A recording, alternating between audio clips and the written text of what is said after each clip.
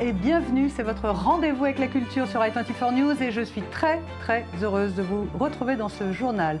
Alors nous allons passer un petit moment ensemble et donc voir ce qui fait l'actualité du monde de la culture.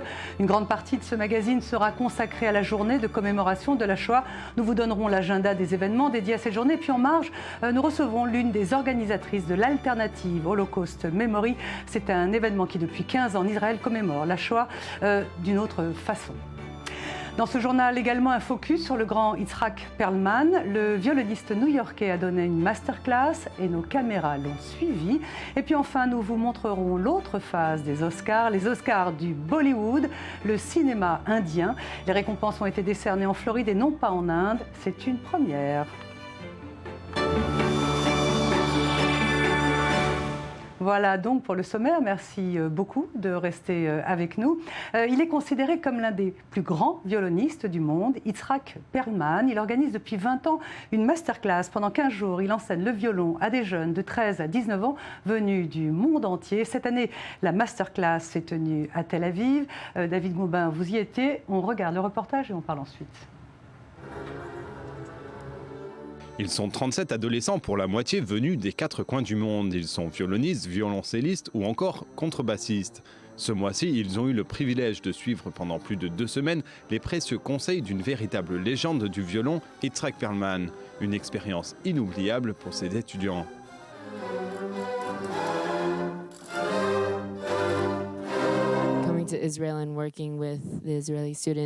Venir en Israël pour moi et travailler avec des étudiants israéliens est un excellent rappel que la musique est vraiment universelle. Même lorsque je répète avec mon quatuor de chambre, qui est composé de 3 Israéliens, et bien même s'ils parlent tous hébreu, nous comprenons ce que nous disons car la musique est une langue en soi. Le PMP, le Perlman Music Program, est une institution fondée il y a plus de 20 ans. Il est dirigé par la femme du maestro, Toby Perlman. Ce programme est le fruit de mon rêve, mais parfois les rêves se réalisent, ça arrive. Et c'est ce qui s'est passé avec le Perlman Music Program. Et ce rêve est d'autant plus important que cette masterclass se tient dans la ville natale d'Yitzhak Perlman, Tel Aviv. Pour moi, pour nous, c'est différent, parce que vous savez, il s'agit de mon pays natal. Donc venir en Israël pour faire un programme comme celui-ci, et en plus dans ce quartier qui n'est pas éloigné de là où j'ai grandi, c'est assez spécial.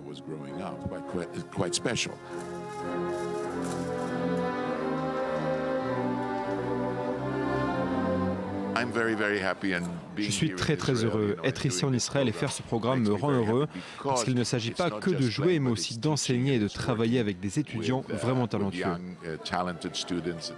Mais comment s'adresser à des étudiants qui excellent chacun dans son instrument? Que leur apporter? Voilà l'un des défis de ce cours, pas tout à fait comme les autres.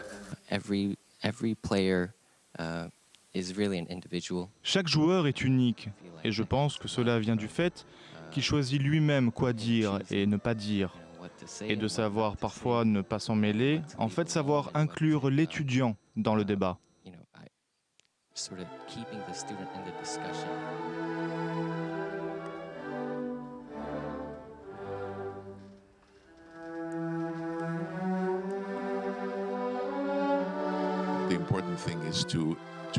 Je pense que le plus important, c'est de grandir en tant que musicien et de ne pas faire de surplace. Ce à quoi vous aspirez exactement en étant artiste est de ne jamais être fatigué par ce que vous faites.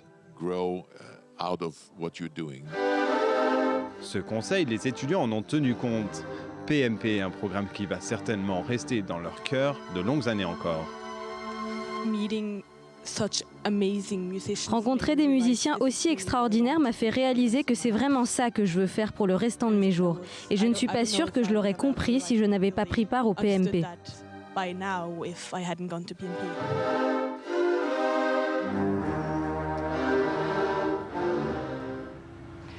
David Goubin, c'est vous qui avez fait ce reportage. Il est comment au quotidien, Yitzhak Perlman? Il est très sympathique, il dégage vraiment une chaleur humaine, il est vraiment très sympathique. C'est un nom qui sonne très fort dans le monde de la musique. Pourquoi, selon vous? Écoutez, tout d'abord, c'est peut-être parce qu'il a une capacité à faire passer des émotions assez fortes. Il faut savoir que Yitzhak Perlman a commencé le violon très tôt, comme la plupart des virtuoses, à l'âge de 4 ans. C'est également à cet âge-là qu'il a contracté la maladie de la polio, qui va le laisser semi-handicapé. Il ne pourra plus marcher marché. C'est d'ailleurs pour ça qu'il joue toujours en position assise. C'est un petit peu son signe distinctif. Et il est d'ailleurs refusé pour cette raison au conservatoire de Tel Aviv. Et il commence à apprendre en autodidacte le violon. Un peu plus tard, il rejoint l'académie Shulamit de Tel Aviv. Il donne son premier récital à 10 ans. Et c'est peu après qu'il va s'envoler vers les États-Unis où il va intégrer la prestigieuse Juilliard School de New York. Et à partir de là, son succès est tout tracé. On l'a vu très tôt dans les années 60 dans le très populaire Ed Sullivan Show. Exactement, notamment en 1964 aux côtés des Rolling Stones. Il est vraiment spécialiste du show à l'américaine, par exemple lors du centenaire de la Statue de la Liberté, un grand concert au Central Park dirigé par Zubin Mehta. Il était le premier violon, ou encore lors de l'investiture de Barack Obama en 2009, c'est également lui qui a joué. Alors très brièvement, David, on le voit dans les images, qu'est-ce qui fait qu'il transmet avec autant de force les émotions? Écoutez, je pense que effectivement cette maladie infantile va énormément l'affecter, notamment sa relation avec sa mère, qui est un rapport affectif très fort et qu'on a pu entendre exactement dans sa chanson Idi Shemame, qui était vraiment splendide, ou également dans la liste de Schindler. Donc c'est vraiment cette maladie qui va l'affecter toute sa vie. Très bien, et qui lui donne cette patte. Exactement. Merci David. Une simple disquette d'ordinateur vient de chambouler le monde de l'art. Les images que vous voyez sont signées Andy Warhol. C'est un portrait de la chanteuse Debbie Harry. Debbie Harry, c'était la chanteuse du groupe Blondie. Il s'agit des tout premiers travaux d'Andy Warhol sur ordinateur. Les disquettes étaient cachées dans un très vieil ordinateur et daté de 1985. Et c'est un groupe d'artistes, d'informaticiens et d'archivistes qui a réussi à récupérer ces fichiers inédits. 11 sont signés Andy Warhol, qui manifestement touchait lui aussi la souris. Direction la Floride maintenant, à Tampa précisément. Pour la première fois, la cérémonie des Oscars de Bollywood ont eu lieu là et non pas en Inde. Plus de 60 000 personnes ont assisté à cet événement Made in India, au programme du cinéma indien, des stars américaines, Travolta, Kevin Spacey. Et puis en tête, c'était Kevin Spacey, oui je le disais, c'est le récit de Daniel Campos avec vous, David Gomba. C'est en Floride, à Tampa, que se déroule le Festival international du film indien. Le but, faire connaître au grand public la culture du cinéma indien. J'espère que ça va aider. Je pense que le buzz qu'on voit en ce moment en Floride montre que même les personnes qui ne sont pas indiennes sont curieuses. Par exemple, ma maquilleuse et ma coiffeuse, elles sont intéressées par mes films et elles vont les regarder, donc c'est sympa.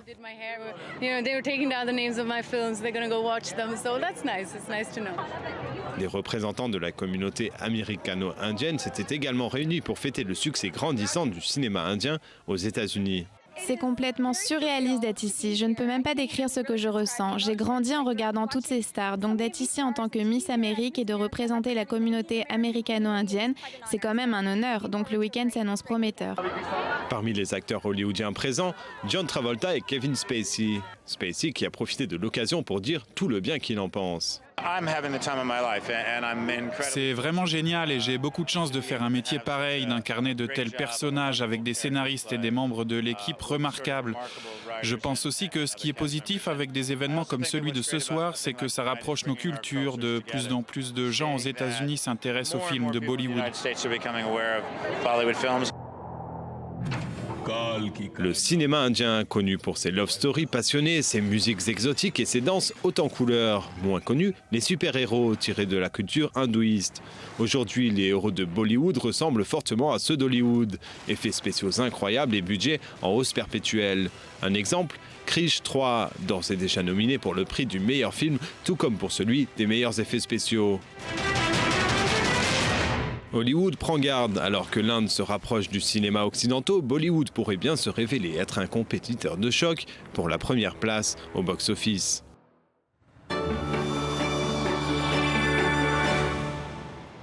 Voilà, nous ouvrons maintenant notre page culture consacrée à la journée du souvenir de la Shoah. Nous recevons l'une des organisatrices d'une soirée alternative. On va vous expliquer de quoi il s'agit. En attendant, voici quelques suggestions d'expositions dédiées à cette journée du souvenir.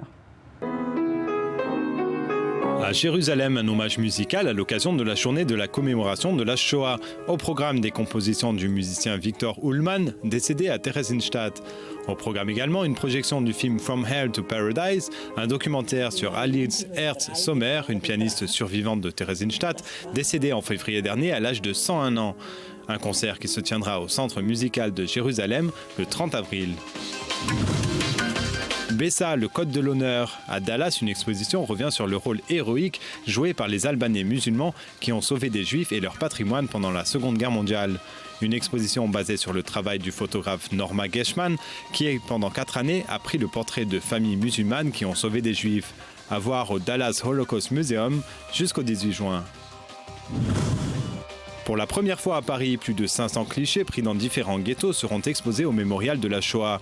Une exposition en forme d'analyse historique de photos prises à la fois par des juifs et des nazis. Ces clichés poignants témoignent de la vie et de la mort des milliers de juifs des ghettos. À voir au mémorial de la Shoah de Paris jusqu'au 28 septembre. Et nous sommes maintenant avec Sarit Sabo. Elle fait partie d'un groupe d'artistes qui organise depuis 15 ans à Tel Aviv, au théâtre Tmouna, une soirée commémorative de la Shoah, mais une soirée alternative. Sarit, bonjour, merci d'être sur le plateau. Alors, on se doit de dire que la plupart des gens que vous invitez pour cette soirée font partie de la 3e génération des survivants de la Shoah, mais on se demande quand même, qu'est-ce que ça veut dire commémorer de façon alternative? Est-ce qu'il y a une alternative à pleurer ses morts et à se souvenir de la barbarie? L'alternative n'est pas une alternative à la Shoah, bien sûr. C'est une alternative aux moyens dont on parle de la Shoah. Et lorsque les cérémonies officielles à Yad Vashem parlent de ce qu'il y a eu, notre cérémonie parle et n'invite pas que des personnes qui appartiennent à la 3e génération. Et il y a aussi des gens qui n'ont aucun lien familial avec la Shoah, mais c'est une cérémonie israélienne et qui invite des gens qui ont une autre manière de considérer la Shoah, une autre manière israélienne de considérer la Shoah. On ne parle pas vraiment de la Shoah en tant que telle, il y a suffisamment de témoignages, mais de la manière dont la Shoah, dont le souvenir est intégré à la société israélienne. Un regard différent dans la manière dont nous sommes confrontés avec la Shoah. C'est là que réside l'alternative. Alors, justement, vous invitez des musiciens, vous invitez des écrivains, vous invitez même des humoristes. Comment se fait la sélection des gens que vous recevez pendant cette soirée alternative? J'ai toujours du mal à dire alternative quand il s'agit de Shoah, mais justement, c'est bien que vous nous expliquiez pourquoi.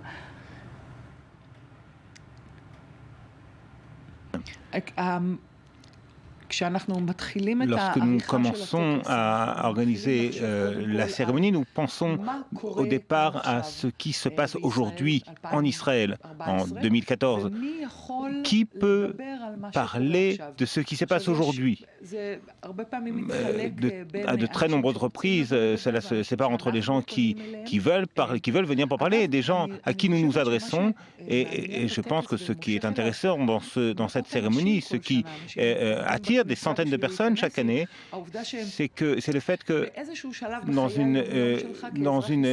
en tant que citoyen israélien, d'une manière ou d'une autre, tu ressens le souvenir de la Shoah à travers les amis, à travers les enfants, à travers les cérémonies officielles, à travers les programmes à la radio, et je pense que les gens ont soif d'écouter aussi des artistes de l'art.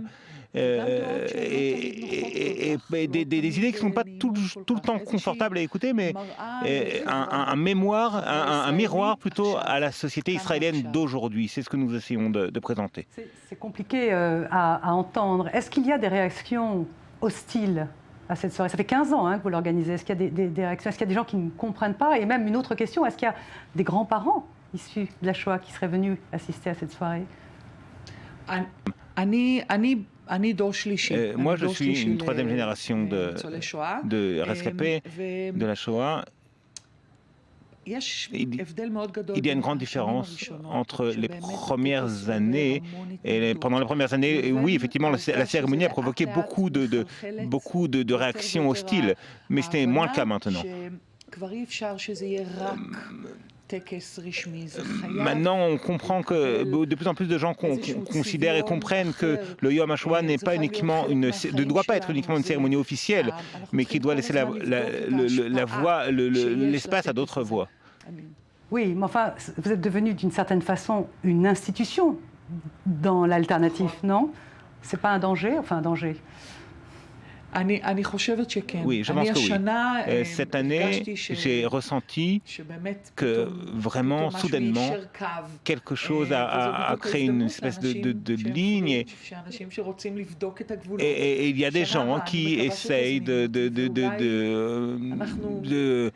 d'examiner leurs propres frontières, leurs propres limites. Et je pense que l'année prochaine, nous essaierons d'aller plus loin dans l'alternative. Il